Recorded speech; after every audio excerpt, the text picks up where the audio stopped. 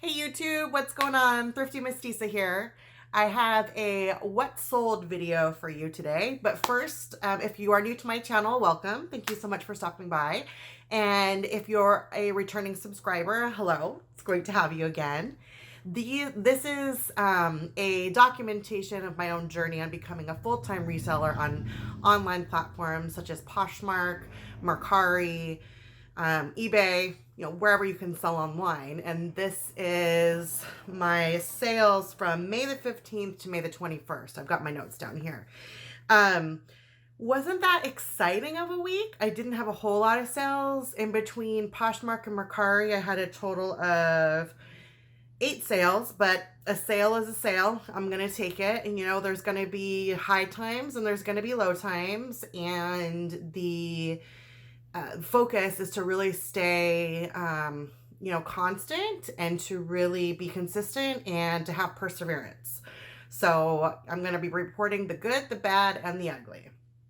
The exciting thing though is today is May the 29th.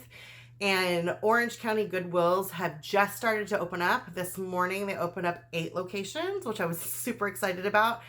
None of them are my usual locations. They've talked about they're opening up in a phased approach. So I'm not really sure when my usual locations will open up, but a start is a start. And so I'm going to try something new and venture out there. And I'm super excited because I actually have an appointment with my hairstylist this next week because they're letting salons and barber shops and things open back up here in Orange County. So let's go ahead and get into the sales. In total, between the 2 platforms, I did a total of $155 in gross sales. My net was $61.27. Not very high.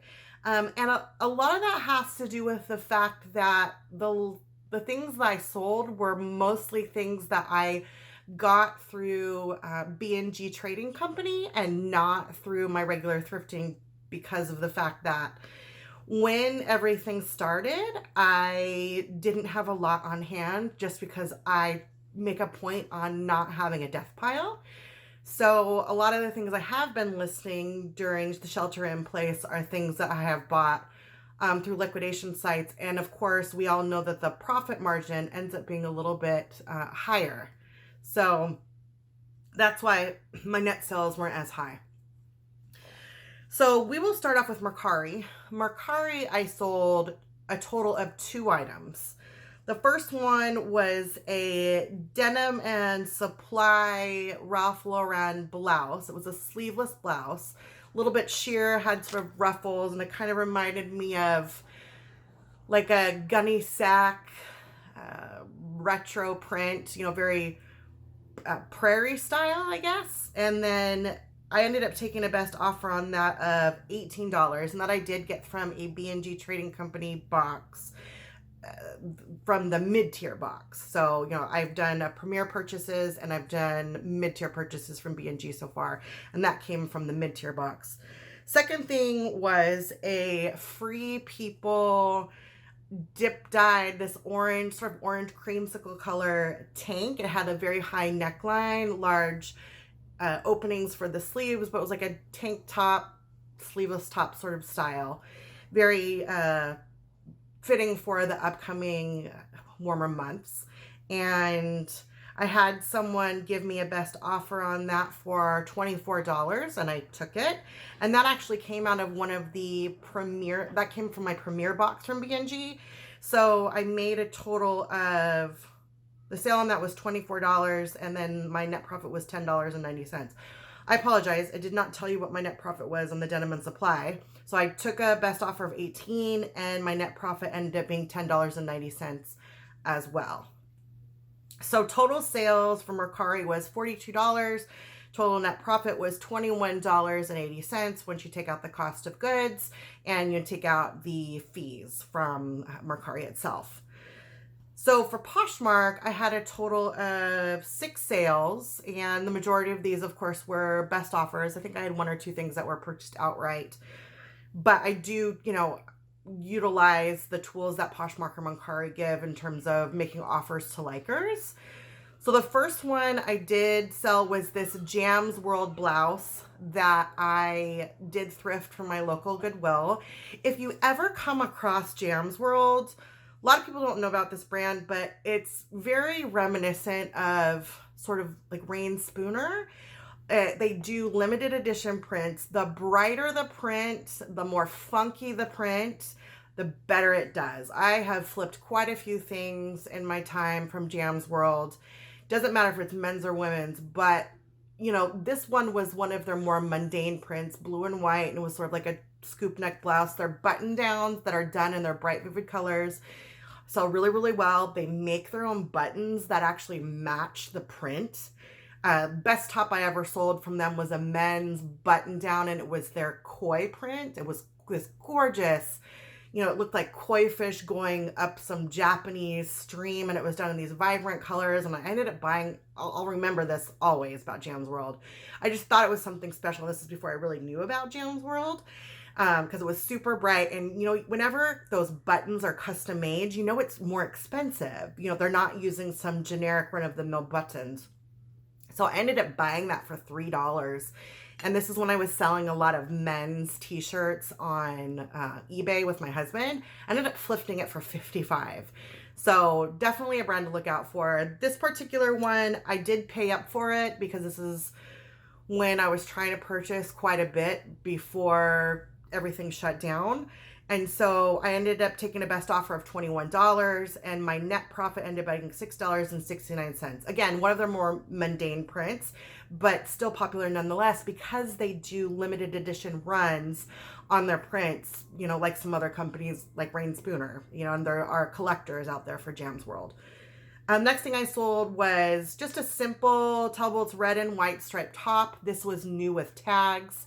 And I ended up getting it for pretty inexpensive. So I flipped it for inexpensive. It was just a basic, one of their basic tees, red and white stripes. I sold it for $15, and I ended up making a net profit of $5.89. The next thing I sold was another Talbot's piece. This is one of their 100% cotton sweaters, like the heavier cable gauge knit. And it was a classic like navy and ivory combination.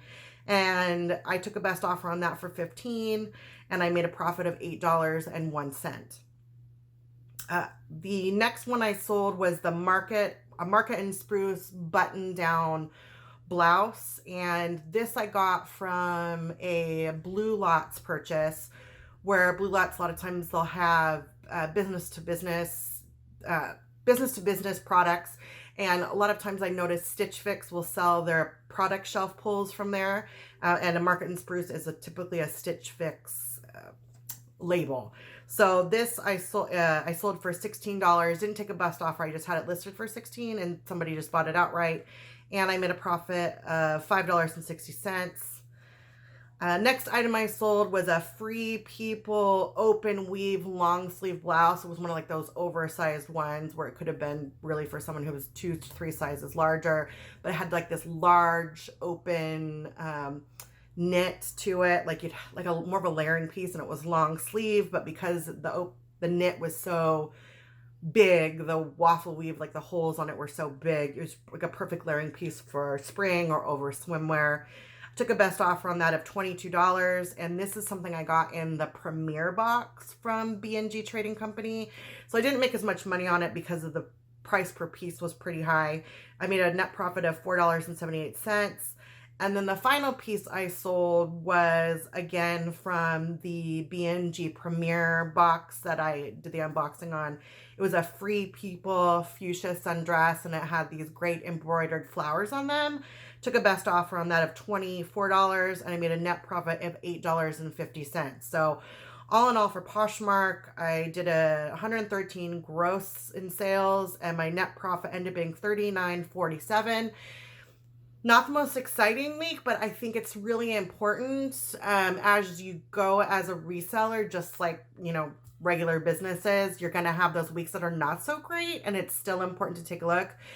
I think a lot of it had to do with the fact that I wasn't listing, because I actually ran out of stuff to list, right, because of logistic purchases. Well, sorry, tripping over my words. Logistic reasons is the reason why I had nothing to list. So I had placed an order with B&G Trading Company on the 16th. However, they are very explicit on their website on the fact that they are not open on the weekends, and they'll take anywhere from 8 to 10 days to process your order. And number one, I didn't place it soon enough, didn't thinking about that 8 to 10 day time frame, but also because of the holiday weekend that just passed, it's an additional day that they were closed. So I will be getting that box in the middle of the first week in June, which is great. But I wasn't able to continue listing. And so we know that the more you list, and you know, sort of that regular rhythm of listing definitely does help boost your sales. But I'm looking forward to getting back in the thrifting game. I'm going to wait a few days just to see, you know, a lot of people are rushing in to do their donations, and you know, a lot of people are really excited. There was a lot of conversation on Instagram because the OC Goodwill is really great on posting on Instagram about, you know, people excited to go back to the store. So I'm gonna give it a few days, and I'll probably visit one like on Sunday, and then I will do a haul video for you guys. But I am looking forward to getting back in the thrift game. I do have my gloves, I do have my mask, I do have my hand sanitizers, and my husband and I have talked about all of the ways that we're going to make sure to continue to disinfect as we start venturing out slowly but surely during this time. So see you guys in the next video. Have a great one.